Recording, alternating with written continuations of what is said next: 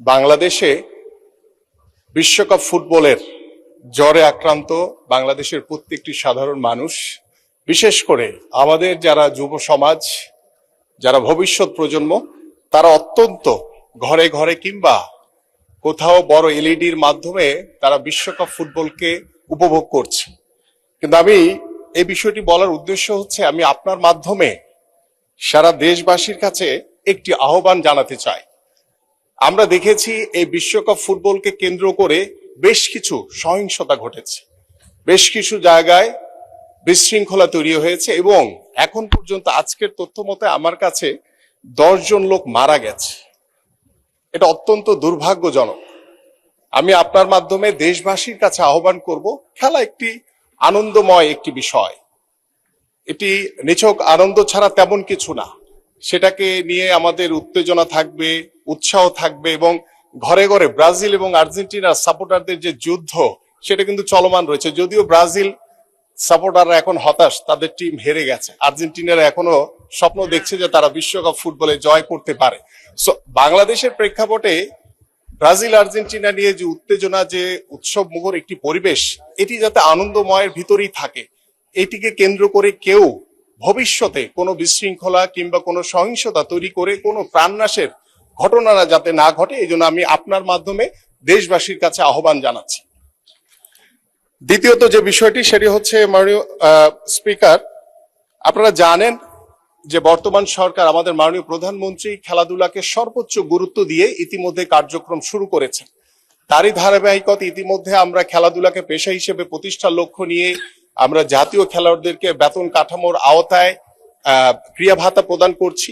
পাশাপাশি আমাদের নতুন করে স্পোর্টস ইতিমধ্যে আমাদের আঞ্চলিক পর্যায়ে শেষ হয়েছে এবং আমাদের জাতীয় পর্যায়ে এই মাসের, আমাদের জুলাই মাসের 27শে জুলাই আমাদের মাননীয় প্রধানমন্ত্রী ফাইনাল রাউন্ডের সমাপনী ইনশাল্লাহ ঘোষণা করবেন এবং আশা করছি যে আমাদের 1 জুলাই থেকে ইতিমধ্যে দ্বিতীয় নতুন করে স্পোর্টস এর কার্যক্রম শুরু হয়েছে।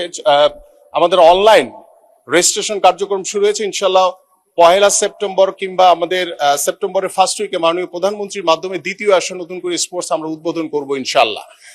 আমরা ইতিমধ্যে আমাদের সিদ্ধান্ত যে আমাদের এই অর্থ বছরে আমরা 10টি স্পোর্টস ভিলেজ নির্মাণ করব ইনশাল্লাহ এবং সেটি আমাদের 8টি বিভাগ এবং ফরিদপুর এবং কুমিল্লাকে ধরে আমরা 10টি অঞ্চলে 10টি স্পোর্টস ভিলেজ ইতিমধ্যে সিদ্ধান্ত হয়েছে এবং আমরা আশা করছি যে স্পোর্টস ভিলেজের মাধ্যমে আমাদের খেলাধুলার যে বিকাশ, সেই বিকাশটি আমরা সম্পূর্ণ করতে পারবো। কারণ তৃণমূল পর্যায়ে আমরা খেলাধুলাকে ছড়িয়ে দিতে চাই এবং খেলাধুলার মাধ্যমে আমরা চাই যে আমাদের ভবিষ্যৎ প্রজন্ম সুস্থভাবে গড়ে উঠুক। আমরা ডিভাইসের আসক্তি থেকে আমাদের সন্তানদেরকে দূরে রাখতে চাই। স্পেশালি আমাদের যে যুব সমাজ, যারা মাদকে আক্রান্ত হয়ে ধ্বংসের পথে চলে যাচ্ছে, মৃত্যুর করাল গ্রাসে চলে যাচ্ছে, তাদেরকে আমরা খেলাধুলার মাধ্যমে ঘরে ফিরে এনে, আমরা মাঠে ফিরিয়ে এনে আমরা যদি একটি মাদক মুক্ত সমাজ গড়তে পারি। এবং আমাদের মাননীয় সংসদ সদস্য যে প্রস্তাবটি রেখেছেন, আমি তার আগে আমি সকল সংসদ সদস্য যারা রয়েছেন, আমি তাদের উদ্দেশ্যে বলতে চাই যে ইতিমধ্যে আমাদের 125টি মিনি স্টেডিয়াম নির্মিত হয়েছে। যদিও বিগত সময়ের করা এটি নিয়ে কিছু প্রশ্ন রয়েছে, সেগুলোকে নতুনভাবে সংস্কার করার জন্য ইতিমধ্যে আমি সিদ্ধান্ত নিয়েছি এবং আমাদের দ্বিতীয় যেই চলমান 201টি মিনি স্টেডিয়ামের কার্যক্রম চলমান রয়েছে, এর ভিতরে প্রায় 40টির কাজ শেষ পর্যায়ে। আমরা ইনশাল্লাহ দ্রুত এগুলো উদ্বোধন করতে পারবো। পাশাপাশি আমাদের বাকি যেই স্টেডিয়ামগুলো চলমান রয়েছে, সেখানে কিছু জায়গা এখনো অধিগ্রহণের কার্যক্রম বাকি রয়েছে, সেটা ইনশাল্লাহ আমরা পর্যায়ক্রমে 201টি মিনি স্টেডিয়াম হয়ে যাবে। তৃতীয় যেই আমাদের ধাপে যে মিনি স্টেডিয়াম গুলো হবে, সেখানে আমি সংসদ সদস্যদের উদ্দেশ্যে বলতে চাই যে বিগত সময়ের যে বিষয়গুলো ছিল এখানে, যে একদম লোকালয়ের বাইরে গিয়ে তারা চেষ্টা করেছিল যে জাস্ট লামসাম কোনোভাবে তারা স্টেডিয়ামকে মানে নির্মাণ করা, বাট এটি আসলে স্টেডিয়াম হিসেবে ব্যবহারযোগ্য না।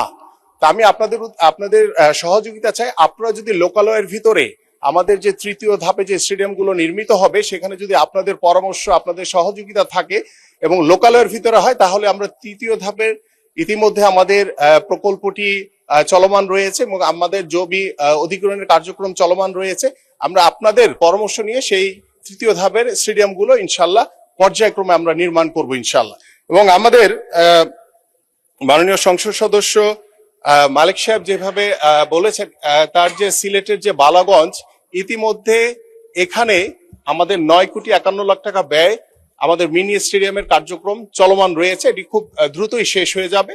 এবং তার আরেকটি থানা রয়েছে ফেঞ্চুগঞ্জ, সেখানে জমি অধিগ্রহণের জন্য জেলা প্রশাসনকে ইতিমধ্যে চিঠি দেওয়া হয়েছে, প্রেরণ করা হয়েছে। সেই জমিটি অধিগ্রহণ হয়ে গেলে ইনশাল্লাহ আমরা দ্রুতই আমাদের এই ফেঞ্চুগঞ্জেও মিনি স্টেডিয়াম নির্মিত হবে। পাশাপাশি আমাদের দক্ষিণ সুরমা এই উপজেলাটির 3য় ধাপে রয়েছে। আমরা সেই জন্য আমরা ইতিমধ্যে আমাদের যে জমি অধিগ্রহণের কার্যক্রম প্রকল্প সেটি চলমান রয়েছে। আমাদের জমি প্রকল্প, আমাদের জমি অধিগ্রহণ হয়ে গেলে আমরা ইনশাল্লাহ পর্যায়ক্রমে সেই 3য় ধাপে সেই মিনি স্টেডিয়াম গুলো আমরা নির্মিত করবো ইনশাল্লাহ। এবং সর্বশেষ আমি যে বিষয়টি আপনার সামনে উল্লেখ করতে চাই, যে আমাদের ঢাকা সহ সারা বাংলাদেশে আমাদের বিভাগীয় অঞ্চলে বেশ কয়েকটি বিকেএসপি রয়েছে, আপনারা জানেন। স্পেশালি আমরা স্পোর্টসকে, যেহেতু আমাদের পাহাড়ি অঞ্চলে আমাদের রাঙামাটি এবং আমাদের ময়মনসিংহের যে কলসিন্দুর, যে ধুবাউড়ায়, ওই অঞ্চলকে আমরা প্রাধান্য দিয়ে এইখানে দুটি আমরা বিকেএসপি করার একটি সিদ্ধান্ত নিয়েছি। পাশাপাশি আমাদের ঝিনাইদহতে একটি বড় একটি জায়গা আমরা দেখেছি, সেখানেও আমরা একটি বিকেএসপি করার একটি সিদ্ধান্ত আমরা নিয়েছি। সো আমি আশা করি যে আমাদের যারা সংশোধনী দিয়েছেন, আমরা সবাই, আমরা যেহেতু একটি চলমান প্রক্রিয়া, সো আমাকে এবং আমাদের মাননীয় প্রধানমন্ত্রীর নির্দেশে ইনশাল্লাহ আমরা প্রথম ধাপে যেগুলো হয়েছে, দ্বিতীয় ধাপে যে কাজগুলো চলমান রয়েছে 201টি স্টেডিয়ামের, এবং তৃতীয় ধাপে যে 121টি স্টেডিয়াম নির্মিত হবে, সেই স্টেডিয়ামের নির্মাণগুলো ইনশাল্লাহ আমরা পর্যায়ক্রমে শেষ করবো ইনশাল্লাহ। সো আমি আমাদের যিনি প্রস্তাব রেখেছেন, আমাদের মাননীয় সংসদ সদস্য, তার সিদ্ধান্ত প্রস্তাব প্রত্যাহারের জন্য আমি বিনীত অনুরোধ করছি।